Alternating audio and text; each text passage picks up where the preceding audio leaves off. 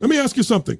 What would your life look like if you followed through on everything you said you would do? What if every morning you didn't hit the snooze button? What if every goal you set, you actually finished? What if your standards weren't negotiable anymore? That's what this is about. Discipline. But not just discipline, unbreakable discipline. The kind of mental structure that doesn't bend when life throws chaos your way. The kind that doesn't rely on motivation or moods. This isn't about hype. It's about habits. Because people who live extraordinary lives don't do it by chance. They do it by commitment. The first thing you've got to understand is that discipline is not a gift. It's not something some people are just lucky to have. It's a skill. It's a decision. Every single day you're deciding who you are by what you tolerate, what you repeat, and what you prioritize. Discipline isn't loud. It's the quiet voice that tells you to get up when your feelings tell you to stay down. And that voice, you've got to train it. But here's the truth. Discipline doesn't survive in a toxic environment. You cannot plant seeds of greatness in poison soil. If you're constantly surrounded by distraction, by people who pull you away from your goals, by apps that hijack your time, then you're fighting an uphill battle. You need to make your environment frictionless for success. Stack the odds in your favor. Put your workout clothes next to your bed. Keep your goals visible. Eliminate energy leaks. Because you don't rise to the level of your goals. You fall to the level of your systems. Your systems are a reflection of your standards. And let's be honest, your standards shape everything. You're either living by high standards or you're negotiating with mediocrity every day. High standards mean doing the right thing, especially when it's hard, especially when no one's watching, because that's when your identity is being formed. Your future self is being sculpted by the decisions you're making when it would be easy to quit. But how do you stay consistent when everything inside you wants to take a break? Emotion. People think discipline is about logic. It's not. If it was, everyone would do it. You stay consistent because your heart is on fire with something bigger than you. When you connect the action to the meaning, you stop needing motivation. You start running on mission. Attach emotion to your habits. Don't just run to burn calories. Run to become who you were born to be. Don't just read to learn. Read to feed your mind so you can lead. And listen, don't underestimate the power of small wins. You want to build discipline? Start with something you can actually complete. Win the first 10 minutes of your day. Drink the water. Make the bed. Move your body. These are not minor tasks. They are the building blocks of momentum. And once momentum kicks in, discipline becomes easier. The reps get smoother. The resistance gets weaker. But here's the final truth. If you don't have a vision, none of this will last. You will burn out. You'll feel like you're doing hard things for no reason. Discipline without direction is just punishment. But discipline fueled by purpose, that's power. That's fire. That's fuel for life. So get clear. What are you building? Who are you becoming? Why does this matter? Make it personal. Make it urgent. Make it non-negotiable. Because the minute you decide that average is no longer acceptable, the second you stop making excuses and start making progress, that's when unbreakable discipline is born. And once you've built it, nothing and no one can take it from you. Discipline is not something you're born with. It's something you choose again and again, every day, every moment, every decision. You're either building the muscle of discipline or letting it atrophy. People often make the mistake of thinking discipline is this magical trait some people are just lucky to have. But it's not luck. It's not talent. It's not even about being naturally motivated. Discipline is a decision. And the people who seem unstoppable, the ones who always follow through, they've simply made that decision more often, more consistently, and with more commitment than others. You see, most people are waiting for a feeling to push them. They want to feel like it before they act. But if you live that way, you're a slave to your moods. Discipline isn't about how you feel. It's about what you decide. And every time you follow through on something you said you'd do, even when it's uncomfortable, even when you're tired, even when no one else is holding you accountable, you cast a vote for the kind of person you want to become. That identity builds slowly, rep by rep, moment by moment. And over time, those small decisions add up. They harden into character. That's where confidence comes from. That's where power comes from. Think about it. Every time you choose short-term comfort over long-term purpose, you weaken your relationship with yourself. But when you follow through, when you say, I'm going to do this, and you do it, you start to trust yourself on a deeper level. That self-trust becomes your foundation. You no longer need permission, applause, or reminders. You move because you decided. And that's how true freedom is built, through the discipline of follow through. No one drifts into greatness. No one stumbles into a meaningful life. It's built brick by brick through the thousands of small decisions you make when no one's watching. Discipline is the architecture of that life. Without it, your dreams stay stuck in your head. With it, they become real, tangible, alive. So stop waiting for the perfect mood. Stop waiting to feel ready. You become disciplined by doing disciplined things. Not once, not when it's convenient, but consistently. It won't be perfect. You'll mess up. But that's not the point. The point is to keep choosing the path that aligns with who you truly want to be. Because every time you do that, you're not just checking off a task, you're shaping your identity. You're making the decision that says, this is who I am now. And when that decision becomes who you are, that's when discipline becomes unbreakable. The willpower is limited. It fades. It gets drained. You wake up with a full tank, and by the time life throws a few distractions, temptations, and stresses your way, that tank starts to empty. That's why relying purely on willpower is a trap. The strongest people in the world aren't the ones with the most discipline in their head. They're the ones who built discipline into their environment, because the truth is simple. Your environment will beat your willpower if the two are in conflict. If your phone is loaded with distractions, if your fridge is filled with junk, if your friends mock your goals, then every time you try to make a disciplined choice, you're fighting a war against your surroundings. That's not strength. That's sabotage. Your brain will always look for the path of least resistance. If the gym is far away, the junk food is easy to grab, and your workspace is cluttered, guess what? You're not lazy. You're human. Your environment is simply making the wrong choice feel easier. So what's the solution? Make the right choice the path of least resistance. Design a space that makes winning easy. Don't just count on being strong enough to resist temptation. Remove the temptation. If you're trying to stay focused, put your phone in another room. If you want to eat clean, don't keep snacks in the house that pull you off track. If you want to write, set up a distraction-free space where inspiration flows. Set things up so that the behavior you want becomes automatic. This is where most people miss the point.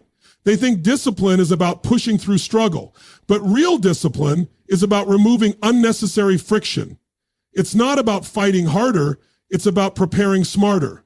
When you change what surrounds you, you change what influences you. And that means fewer battles, fewer excuses, and far more consistency.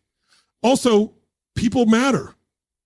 If you surround yourself with individuals who normalize procrastination, excuses, or mediocrity, you'll absorb that energy. You'll pick up those habits unconsciously. But if you're around people who challenge you, who live what they preach, who raise the bar, then discipline becomes the default. You don't have to force it. You live it because it's the standard in the room. At the end of the day, you can have the strongest intentions in the world, but if your environment keeps pulling you back, those intentions won't last. So don't just work on yourself, work on what's around you. Discipline doesn't live in isolation. It lives in the systems, the people, the spaces that either align with your goals or destroy them. Choose wisely. Build intentionally. Because your environment will either hold you back or pull you forward. Your standards are the invisible force behind every result in your life. What you accept is what you get. What you tolerate becomes your reality. Most people think discipline starts with motivation, but it actually starts with standards. The line you draw in the sand that says, this is who I am, and this is what I will no longer accept. When your standards are low, you don't even need to fail. Your life will quietly drift into mediocrity. But when your standards are high and non-negotiable, everything changes. There's a powerful shift that happens when you stop treating discipline as something you try and start treating it as something you live. You begin to realize that how you do anything is how you do everything. If you cut corners in one area, it starts to bleed into other areas. If you're okay with being inconsistent in the small things, eventually you'll be inconsistent when it matters most. So raising your standards isn't about being perfect. It's about refusing to break promises to yourself, even when no one else sees it. The people who achieve at the highest level don't do so because they're always motivated. They do it because their standards won't allow them to settle. It's not about pushing harder. It's about accepting less nonsense from yourself. You stop negotiating with your goals. You stop giving yourself the option to quit. You don't miss the workout, not because it's easy, but because missing it is simply not who you are anymore. Every time you raise your standards, you redefine your identity. You're saying to the world and to yourself, I no longer operate at that level. I've upgraded. And once you believe that, your actions follow. Discipline becomes less about struggle and more about alignment. You're not fighting yourself, you're becoming yourself. But here's the real power. When your standards shift, so do your expectations. Not just for yourself, but for what you allow into your life. You stop allowing toxic energy. You stop surrounding yourself with people who drain you. You stop settling for good enough. And the universe has a way of meeting you at the level you demand, not the level you wish for. So if you keep accepting less than you deserve, you'll keep getting it. So ask yourself, what are you currently tolerating that's keeping you stuck? What low standard have you made comfortable? Because nothing will change until you raise that standard and make it non-negotiable. Discipline is born in that moment. The moment you say no more and mean it. The moment you stop hoping for change and start demanding it from yourself. That's when everything begins to shift. That's when discipline becomes part of who you are.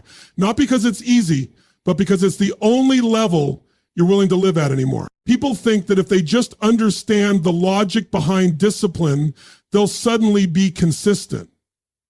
But discipline isn't born from logic. It's born from emotion. It doesn't come from what makes sense. It comes from what matters. Because at the end of the day, we don't take action based on what we know. We take action based on what we feel. You can know exactly what to do. You can have the perfect plan, the smartest strategy, the cleanest blueprint, but if your heart's not in it, you won't follow through. That's why the most disciplined people aren't necessarily the smartest. They're the ones who are emotionally connected to why they do what they do. They've tied their habits to something deeper, something personal.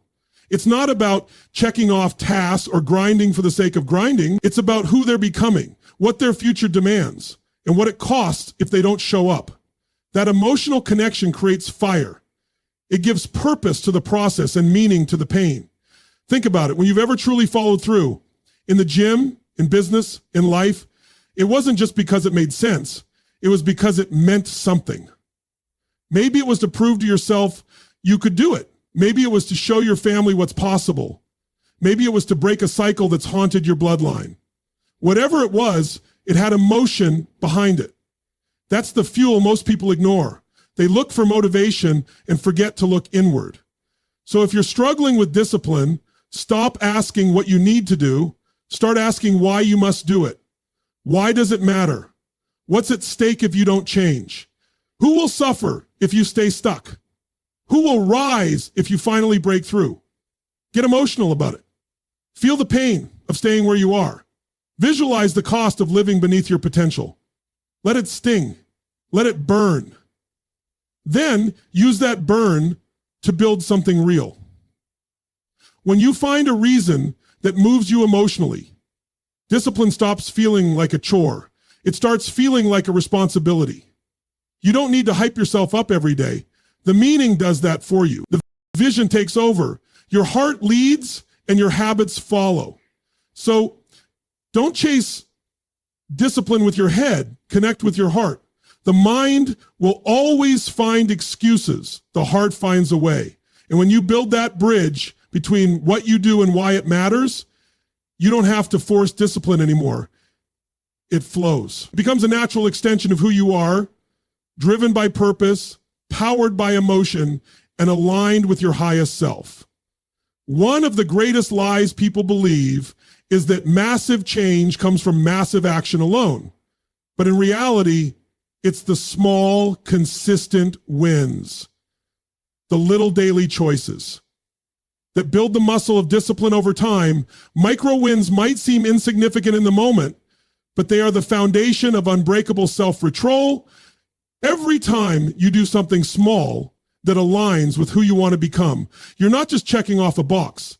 You're casting a vote for your future identity.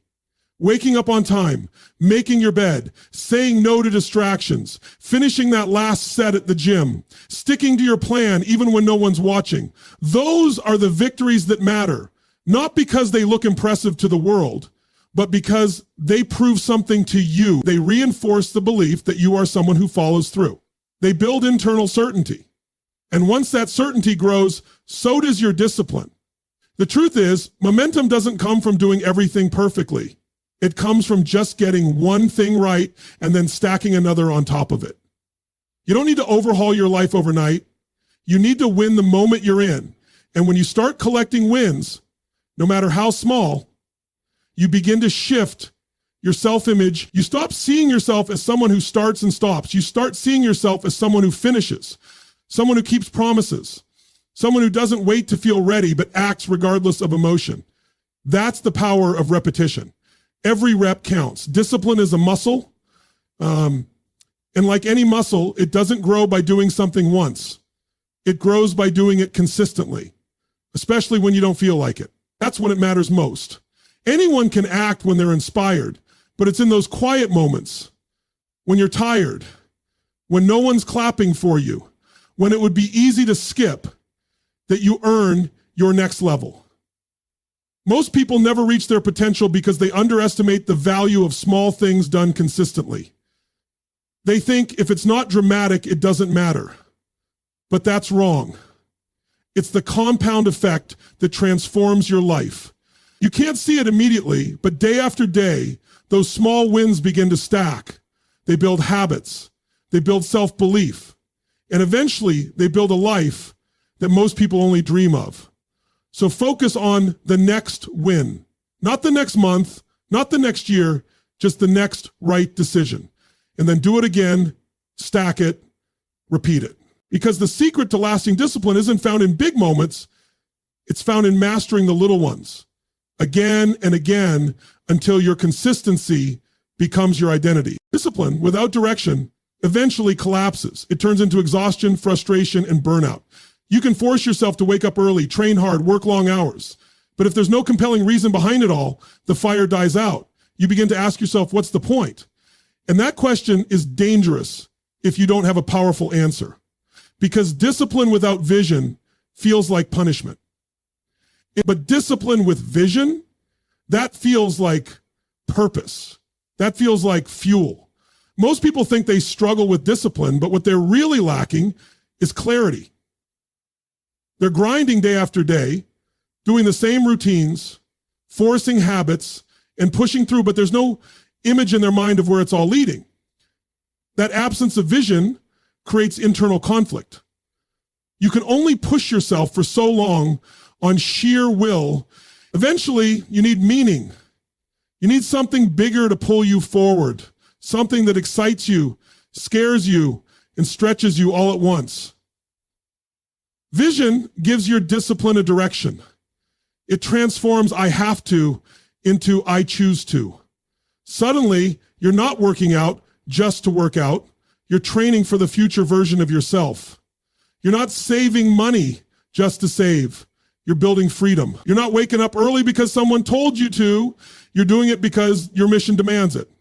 That kind of alignment makes discipline feel less like a struggle and more like a statement. I'm becoming who I was meant to be. But vision can't be vague. It has to be specific, emotional, and deeply personal. If it doesn't stir something inside you, it won't sustain you. You need to see it, feel it, believe in it before it ever exists. That emotional connection to your vision is what helps you stay grounded when life gets chaotic. When distractions hit, when results are slow, when you feel like giving in, vision reminds you why you can't. And here's the truth most ignore. Without vision, even the strongest discipline eventually runs dry. You start going through the motions. Your habits become hollow. You show up, but there's no power behind it. And that's where people begin to break. Not because they're weak, but because they're disconnected. They're missing that inner why that makes the effort matter. So take the time to define it. What are you building? Who are you becoming? Why does this matter right now? Let that vision sink into your heart. Let it become your compass. Because once you know where you're going and why it matters, discipline becomes less about force and more about flow. You don't have to convince yourself to keep going. Your vision will carry you. And in that state, discipline is no longer a grind. It becomes a gift, a pathway to something greater, something real, something yours